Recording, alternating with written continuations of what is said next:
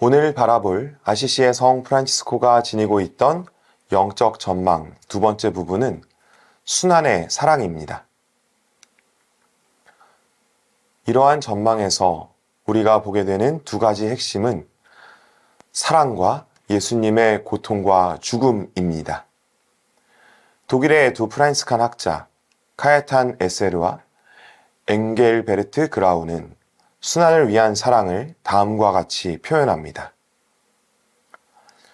프란치스코가 하느님의 겸손에 대해 제일 감탄하였던 점은 그리스도의 순환과 고통이었는데 그 속에서 하느님은 자기 자신을 실로 찌꺼기로까지 낮추셨기 때문이다. 그는 고통받는 주님을 인간의 눈물과 탄식으로서 치근하게 여겼을 뿐만 아니라 가장 거룩하신 아버지께서 당신 아들의 순환을 통해 세상에서 일구어 놓으신 구원으로 말미암아 큰 기쁨과 환희로 가득 차 있었다. 우리가 살아가면서 사랑을 바탕으로 한 희생 또는 순환을 심심치 않게 볼 수 있습니다. 뭔가 거창하고 위대한 일이 아니라 하더라도 부모가 자녀들에게 보이는 어려움을 감내하는 희생이나 배우자를 위한 서로 간의 희생들이 이러한 사랑을 드러냅니다. 나아가 자신들의 사랑을 더 잘 표현하기 위해서 더욱 고민하고 노력하는 것이 사랑의 모습입니다. 이러한 인간적 사랑 또한 수많은 희생과 순환을 감내하는데 예수 그리스도의 사랑은 어떠하겠습니까? 많은 그리스도인들이 십자가에 달려서 죽기까지 온전히 자신을 내어주신 사랑, 채찍질 당하고 못박힘 당하면서 감내해야 했던 희생과 피눈물 흘리시는 모습에 숙연해지고 묵상에 잠기게 됩니다. 그리고 전통적인 교회의 가르침은 이러한 예수 그리스도의 체포, 사형 선고, 죽음이 우리의 죄 때문이라고 가르쳐 왔습니다.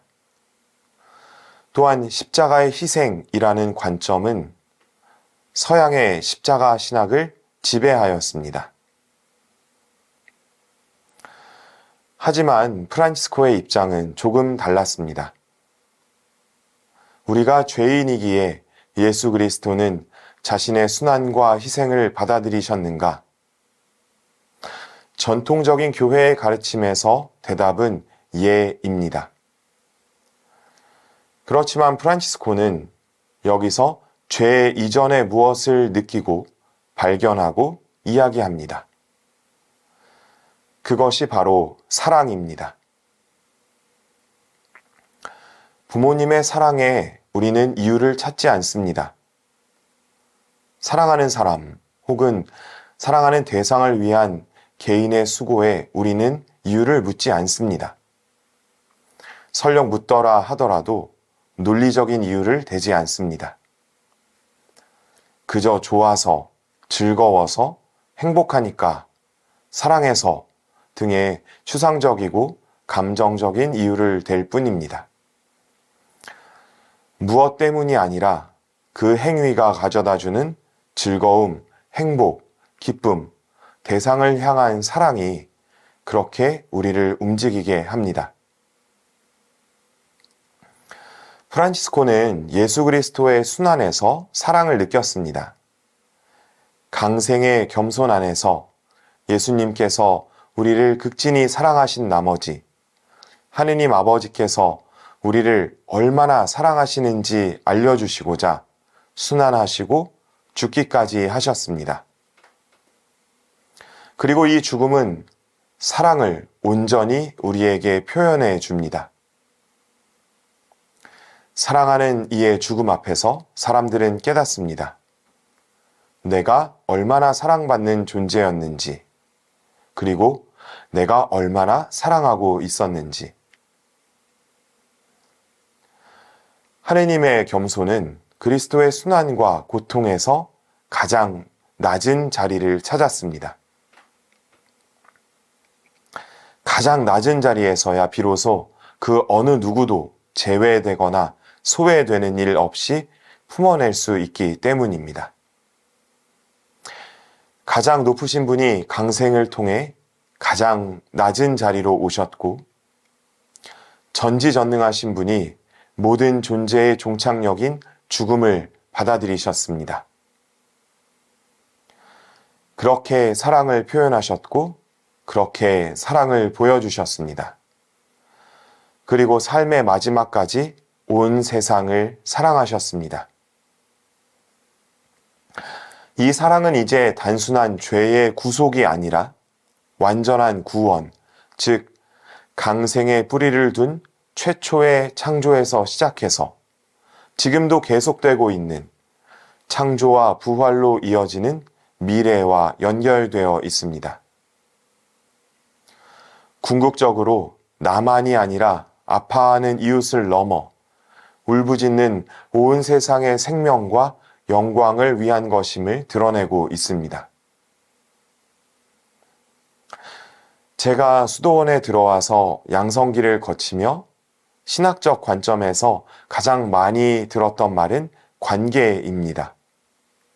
하느님과 나와의 관계, 나와 형제들과의 관계, 수도회와 세상의 관계 등 이 관계는 무한히 확장되고 수없이 다양하게 얽혀 있습니다. 이 관계 안에서 프란치스코는 참으로 전문가입니다. 저는 프란치스코가 듣고 대답하기를 참 잘한 사람이라고 생각합니다. 그는 느낄 줄 알았고 감동할 줄 알았습니다. 그리고 자신이 느끼고 감동한 것에 감사할 줄 알았고 표현할 줄 알았습니다. 우리는 이 쉬운 것을 참 어려워합니다. 후대의 학자들은 이러한 프란치스코가 남긴 영감에서 하느님을 바라보았고 예수님을 느꼈고 성령의 이끄심에 귀를 기울였습니다. 프란치스코가 보았던 강생의 겸손과 사랑의 순환은 그가 걸어갔고 살아간 삶에 대한 형제들의 증언입니다. 프란치스코는 자신의 삶에서 극적인 변화의 순간들을 맞이합니다. 소위 말하는 터닝 포인트가 있었습니다. 그런데 그는 이 순간들을 하느님께서 주셨다고 고백하고 있습니다.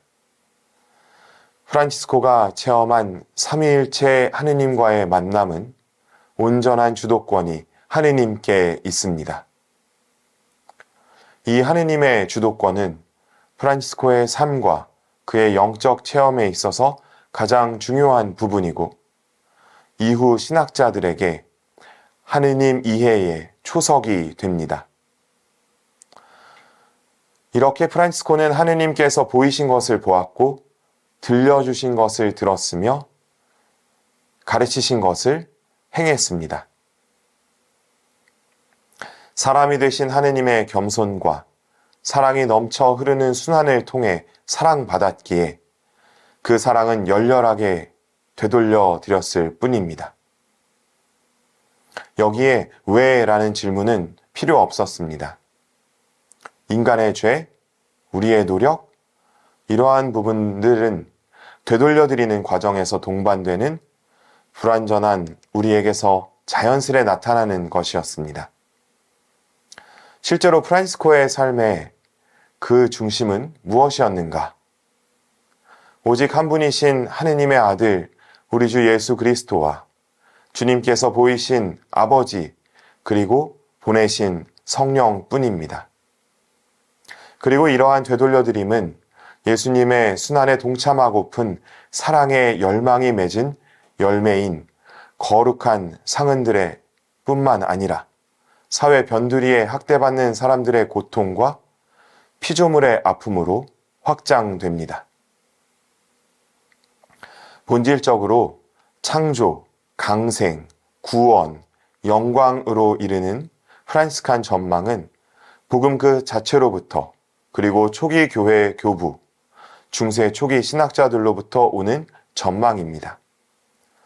이 전망은 처음에 13세기 프란스 칸의 대가, 헤일즈의 알렉산더, 보나벤투라, 요한 둔수 스코투스의 작품들을 통해 체계적으로 심도 깊게 취급되었습니다. 이제 다음 시간부터 학문적 신학 전통에 한 걸음 더 들어가 보도록 하겠습니다. 고맙습니다.